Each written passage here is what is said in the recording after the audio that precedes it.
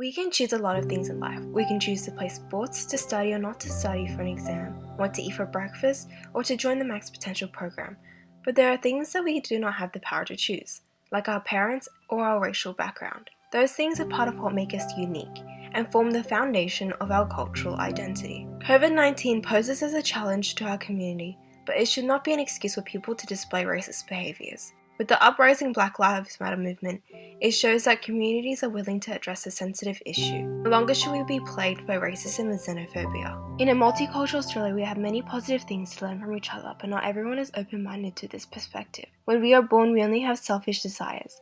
As children, we have desires for food and material things, but we grow out of our selfish instincts. Kindness is something made individually by each person as we grow, so if we can learn to be kind, then we can celebrate people's differences.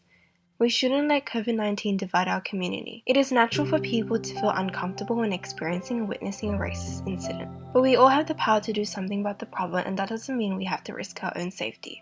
Realistically speaking, it is hard to address the entirety of racism to everyone because of the sensitive nature of the topic. People are easy to shy away from discussing what they feel they might not fully understand. Franklin Thomas said, "One day our ancestors will think it is incredible that we paid so much attention to things like the amount of melanin in our skin, or the shape of our eyes, or our gender instead of the unique identities of each of us as complex human beings." It is a goal we can all strive to reach because addressing the issue takes a lot of patience.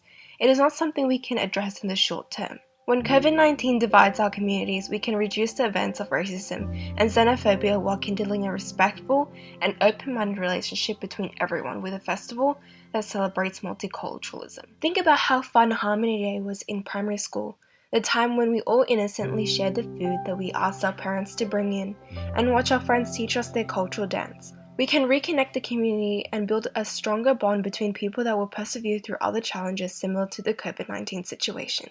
The pandemic has drawn negative attention towards race, and the idea of hosting a festival can help to accentuate the positives about different cultures. COVID-19 has only reinforced our human need for connection and that together we can rebuild our community. Such an event can be organized with the local council to cater for large crowds, of course to be hosted after the coronavirus has surpassed and social distancing restrictions have been lifted in order to ensure people's health and safety are protected. Just like when we came together at Auburn Botanical Gardens for the Cherry Blossom Festival, we can celebrate the plethora of cultures that coexist within the community by sharing ethnic food, dances, and play trivia or games about and with other cultures. In addition to the festivities, interventions can be hosted by organisations such as Reach Out Australia, Beyond Blue, Western Sydney University, and more who already have active anti-racism campaigns, in partnership with professionals like counsellors to lead conversations about racism, which can help the community to be more educated about the issue in order to be a part of the solution. Ultimately, people will no longer feel ashamed of their identity and reconnect with the community. The way the festival advocated for this issue will not condemn particular groups. People don't want to be immediately dismissed because they might have a view that you consider wrong. They want to feel heard. And once that happens, it is a lot easier for them to make a mental space to understand other people's problems. All cultural distinctions should be equally valued and the event should be meticulously organized so that we are reconnecting people to their culture and the community, not to divide it further and aggravate the situation. The saying goes, you can't change people who don't want to be changed. So we can't force people to participate, but we can at least create an environment where they feel comfortable and enjoy, because racism is a result of fear. In the long term, the legacy of my project is that it can be hosted annually or be part of future celebrations, like how a food store is only a small establishment amidst a large gathering, but can feed many people. Our problem is that racist and xenophobic behaviors are gradually becoming the norm, and especially during COVID-19.